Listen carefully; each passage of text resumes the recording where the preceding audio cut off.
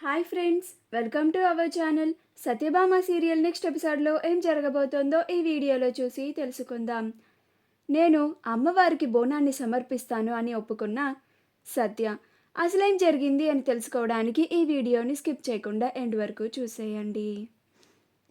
భైరవి సత్యని తన పవిత్రతను నిరూపించుకోవడానికి అమ్మవారికి బోనాన్ని సమర్పించమని చెప్తుంది. దానికి క్రిష్ ఒప్పుకోడు, అడ్డుకుంటాడు. అప్పుడు మహదేవయ్య ఈ ఇంట్లోకి సత్యని రానివ్వద్దు అని అంటే మా అమ్మ నిర్ణయానికి గౌరవం ఇచ్చి రానిచ్చాను. అలా అని ప్రతిదానికి అడ్డుకుంటే ఊరుకునేది లేదు. నా మాటకి ఎదురు చెప్తే నాకు అస్సలు నచ్చదు. నేను ఈ ఇంటి యజమానిని, నేను ఈ ఇంటికి పెద్ద, నేను చెప్పిందే ఈ ఇంట్లో జరగాలి అని అంటాడు.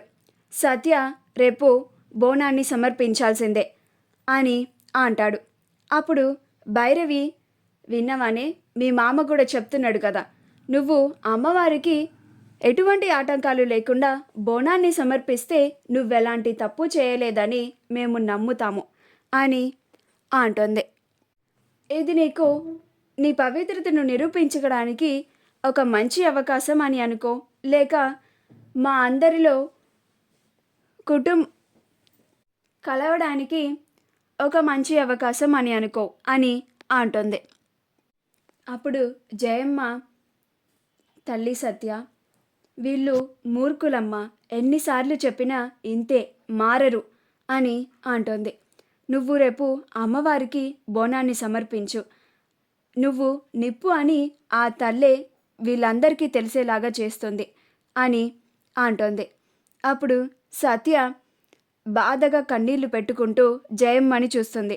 అప్పుడు జయమ్మ, నాకు తెలుసమ్మా నువ్వు ఈ పనిని చేయలేవు అని, కానీ నువ్వు అమ్మవారికి బోనాన్ని సమర్పిస్తే అంతా మంచే జరుగుతుంది. నేను చెప్తున్నాను కదా, రేపు అమ్మవారికి బోనాన్ని సమర్పించుకో. ఇంకా వీళ్ళందరి సంగతి ఆ తల్లే చూసుకుంటుంది. నీ పైన నిందలన్నీ తొలగిపోయేలాగా చూస్తుంది అని అంటుంది. అప్పుడు సత్య, అలాగే నానమ్మ అని, నేను రేపు బోనాన్ని అమ్మవారికి సమర్పించడానికి ఒప్పుకుంటున్నాను అని అంటుంది. అప్పుడు భైరవి, సరే గట్లనే, నేను రేపు బోనాన్ని సమర్పించడానికి అన్ని ఏర్పాట్లని సిద్ధంగా ఉంచుతాను అని అంటుంది. రేపు అర్థమైపోతుంది నిన్ను మా చిన్న కోడలిగా అంగీకరించాలో లేదో అని అంటుంది అని అక్కడ నుంచి వెళ్ళిపోతుంది. క్రిష్ కూడా అక్కడి నుంచి వెళ్ళిపోతాడు.